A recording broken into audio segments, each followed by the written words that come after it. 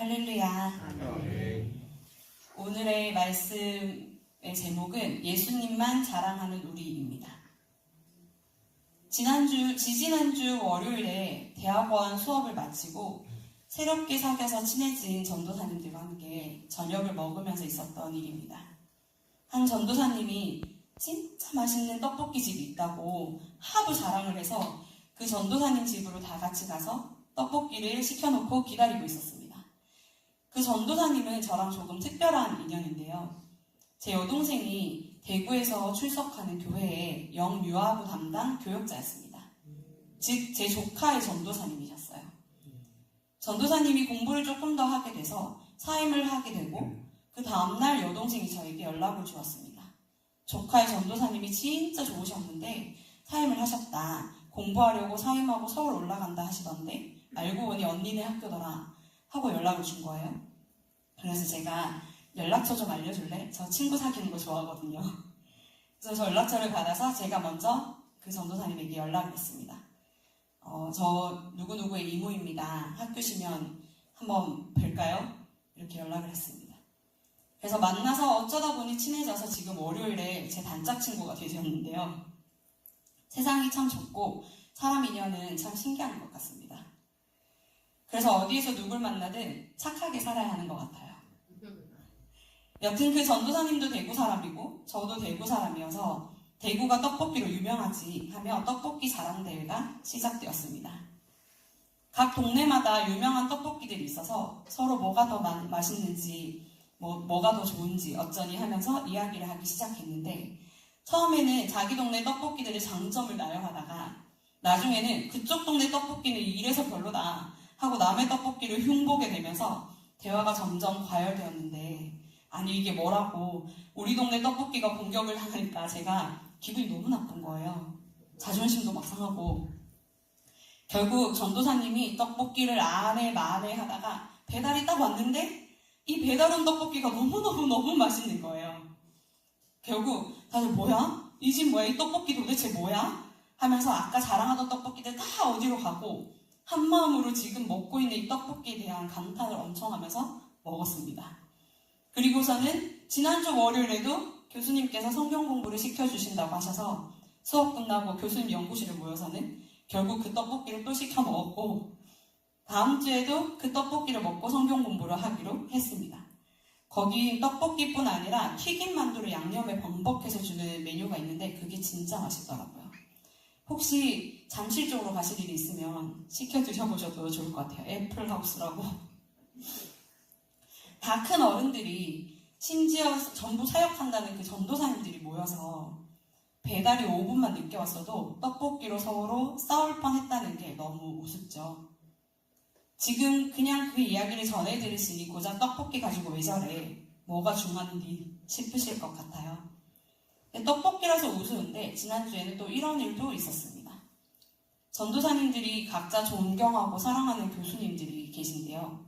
어쩌다가 저희가 성경에 룻기 이야기가 나오면서 룻기의 주인공이 룻이냐 나오미냐로 이야기가 시작되었습니다.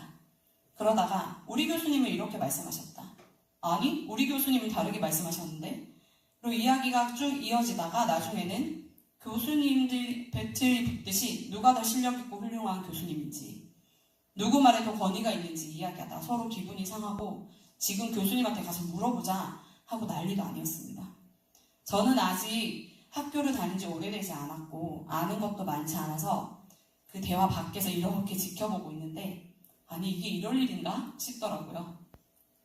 자기가 좋아하고 존경하는 교수님의 가르침에 반박하면 막 자기가 공격당한 것처럼 생각하고 자존심 상해하고 만약 누가 그 교수님이 그렇게 말씀하셨으면 그게 맞겠지 라고 하면 얼마나 뿌듯해하는지 눈에 뿌듯이라고 적혀 있는 거죠.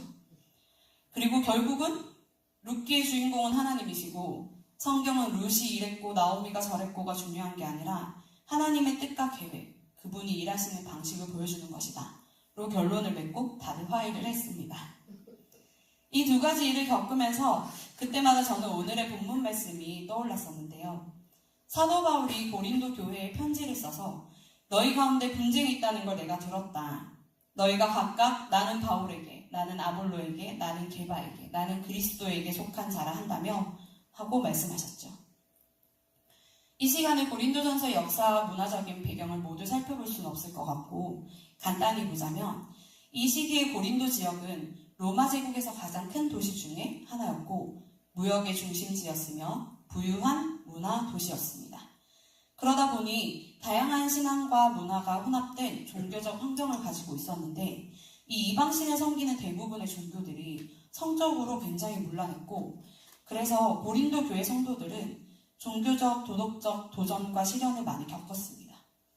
하나님을 잘 믿고 신앙생활을 잘 하기에 좋은 환경이 결코 아니었고 계속해서 세속적인 것들이 흔들리고 무너지기 쉬운 상황이었죠. 바울이 그런 고린도 지역의 고린도 교회를 세우고 성도들을 양육하고 떠나온 후 에베소에서 아볼로라는 사람을 만났습니다. 아볼로에 대해서는 사도행전 18장에 나와 있는데요. 함께 읽어보면 좋을 것 같아요. 사도행전 18장 24절에서 28절입니다. 사도행전 18장 24절에서 28절입니다. 신약성경 220쪽입니다. 사도행전 18장 24절에서 28절입니다. 저와 한 절씩 교독하실게요. 알렉산드리아에서 난 아볼로라 하는 유대인이 에베소에 이르니 이 사람은 언변이 좋고 성경에 능통한 자라. 그가 일찍이 주의 도를 배워 열심으로 예수에 관한 것을 자세히 말하며 가르치나 요한의 세례만을 따르리라.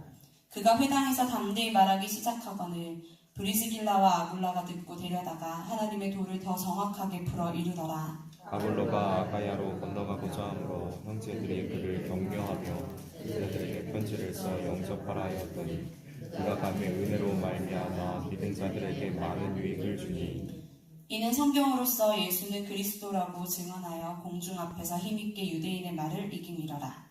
아멘. 아볼로는 여기 말씀에서 보여지듯이 언변이 좋은 사람이었습니다. 수사하게 뛰어난, 즉 말을 잘 꾸며서 하는 뛰어난 웅변가였죠. 예수님을 믿고 잘 알고 있었지만 복음의 더 깊은 내용에 대해서는 충분히 알지 못한 상태여서 브리스길라와 아굴라가 데려다가 하나님의 도를 더 정확하게 풀어 가르쳐주고 추천서를 써주어 아가야로 보내게 됩니다. 아가야 지역의 수도가 바로 고린도이고요. 그런데 이 당시에 고린도에서는 웅변학이 매우 중요한 문화적 요소였습니다. 웅변 아시죠? 저도 어릴 때 웅변대회를 몇 번 나갔었는데 저는 마지막에 항상 이 소녀 두 손 모아 외칩니다. 이렇게 해서 친구들이 손 모아가 두 손 모아 외친다고 많이 놀렸던 기억이 있습니다. 웅변수를 통해서 사람들을 설득하고 사회적 지위와 명성을 얻을 수 있었습니다. 웅변술은 정치적 토론, 법정 변론, 사회적 설득 등 여러 분야에서 사용되었고 특히 고린도의 지배계층인 상류층과 정치인들에게 필수적인 기술로 여겨졌다고 합니다. 밖에 나가면 길가에서 화려한 말발로 연설을 하고 있는 웅변가들을 심심치 않게 발견할 수 있었고 사람들은 자신이 좋아하는 명성을 얻은 웅변가에게 후원을 하곤 했다곤 합니다. 그리고 자신이 후원을 하는 웅변가에게 자녀들을 보내 제자가 되게 하고 그 웅변가의 명성이 마치 자신의 명성이고 권세인 것처럼 자랑스러워하고 엄청난 자부심을 가졌다고 합니다. 내가 이런 사람이야. 그 유명한 연설가 알지? 그 사람 내가 후원하잖아. 심지어 내 아들 그 사람 제자거든. 내가 이 정도야. 이렇게 말이죠.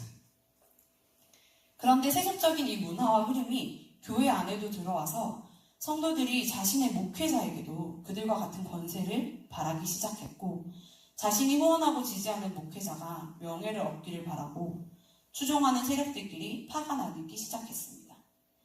그런 상황에서 언변이 좋은 데다 이제는 말씀도 잘 아는 아볼로가 오니 고린도 교회 성도들 중 아볼로를 추종하는 세력들이 생겨나고 바울보다 훨씬 낫다고 주장하기 시작했습니다. 그런데 바울은 고린도 교회를 개척한 목회자이니 바울이 떠나갔지만 여전히 바울의 가르침을 받고 바울을 신뢰하며 사랑했던 교인들은 바울파가 되어 아볼로파랑 대립을 하게 된 거죠. 아볼로파는 아볼로가 얼마나 대단한 연설가인지 자랑하고 바울파는 바울이 얼마나 많은 헌신을 했었는지 이야기하며 이제 서로 싸우기 시작했습니다. 그랬더니 이제는 한쪽에서 아니 바울도 훌륭하고 아볼로도 훌륭한데 게바가 진짜 짱이지 라고 하는 베드로파가 생겨났죠. 베드로가 예수님 수제자잖아. 베드로가 설교할 때 얼마나 많은 역사가 일어났는지 알지? 이렇게 주장하는 겁니다. 그랬더니 이젠 또 야 뭐야 다 필요 없어 예수님이 짱이지 라고 얘기하는 그리스도파까지 생겨나게 됩니다. 그런데 자신이 후원하고 지지하는 사람의 권세가 내 권세와 같이 되고 자부심이 된다고 했지 않습니까? 그러니 이 사람들이 그냥 내가 아볼로를 혹은 바울을 좋아하고 지지해 에서 그치지 않고 내가 추종하지 않는 목회자를 비난하고 공격하기까지 하는 것입니다. 그러다 보니까 누구한테 세례를 받았느냐까지 논쟁이 일어났습니다. 나는 이 교회를 세운 바울에게 세례 받았으니 내가 더 권위 있는 사람이야. 더 중요한 사람이지.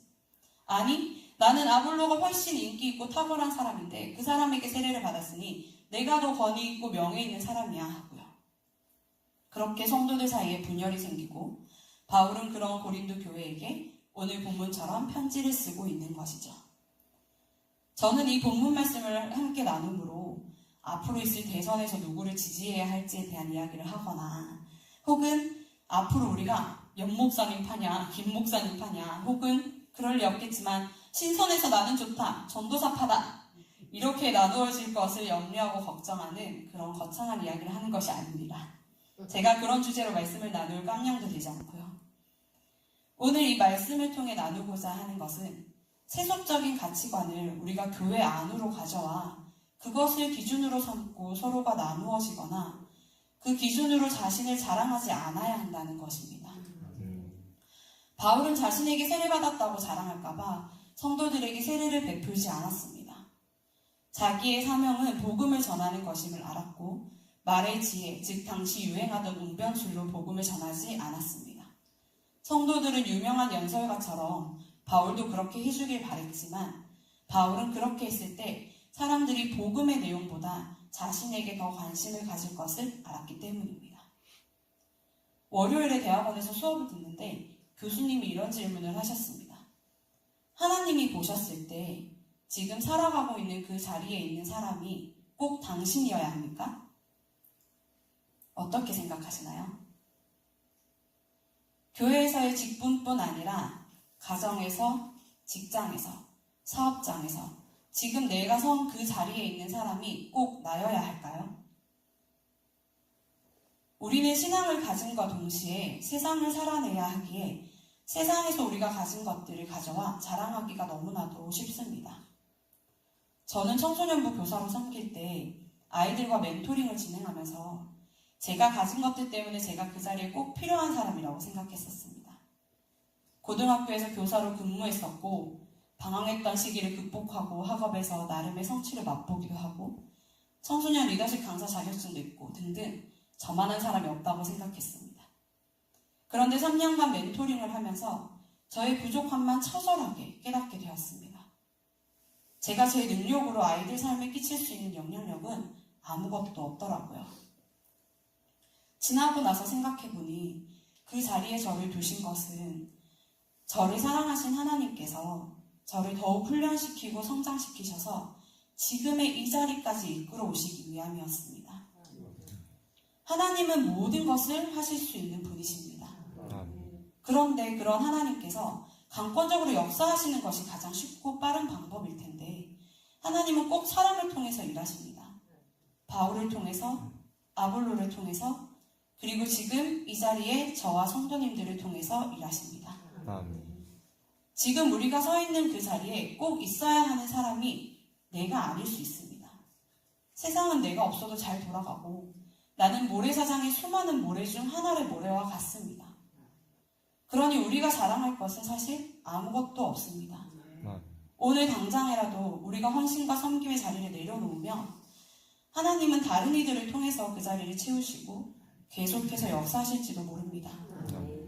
그러나 하나님께서 그 자리에 우리를 두심이 우리가 우리의 것을 자랑하게 하기 위함이 아니라 부족한 우리를 사용하시고 통하여 일하시는 하나님을 자랑하게 하시려는 것이라면 그리고 그 모든 것을 통하여 우리 한 사람 한 사람이 하나님께 더욱 가까이 다가가고 우리의 믿음을 성장시키기 위해서라면 하나님이 보시기에 지금 그 자리에 있는 것은 바로 나, 여러분, 즉 우리 한 사람 한 사람이어야만 합니다. 아멘. 그러므로 성실교회 지금 각자가 계신 그 자리, 거기에 꼭 넣어야만 한다고 말씀하시는 하나님을 기억하시길 소원합니다. 아멘. 그리고 그곳에 꼭 있어야만 하는 옆에 성도님인 것을 기억하시길 소원합니다. 아멘.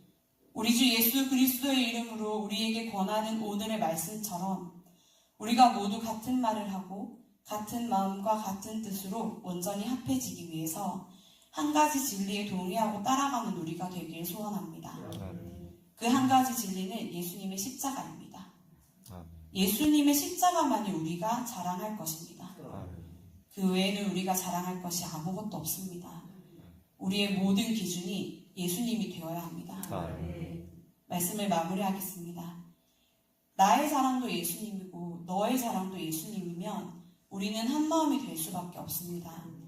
그렇게 같은 마음 같은 뜻으로 온전히 합하여 주님께서 허락하신 성실교회 한 자리 꼭 필요한 저와 여러분들이 되시기를 원합니다. 아멘. 또한 오늘의 일상을 살아내시면서 하나님께서 이 자리에 꼭 넣어야만 해 하고 말씀하시는 것을 기억하며 그 자리에서 예수 그리스도를 자랑하는 삶을 잘 살아내시는 저와 여러분이 되시기를 소원합니다. 아멘. 세상의 가치관으로 세상의 부, 명예와 권력을 나의 자랑으로 삼지 않고 또한 세상의 기준으로 부족하고 모자란 나의 모습을 부끄러워하지도 않으며 기꺼이 우리를 위해 죽으시고 다시 살아나신 예수님의 십자가를 기억하며 오늘도 우리를 통하여 일하고 역사하시는 하나님을 의지하고 자랑하는 우리가 되어 부흥하고 성장하는 성실교회를 함께 이루고 주어진 매일의 삶에서 넉넉히 승리하는 저와 여러분이 되시기를 소원합니다. 아멘. 기도드리겠습니다.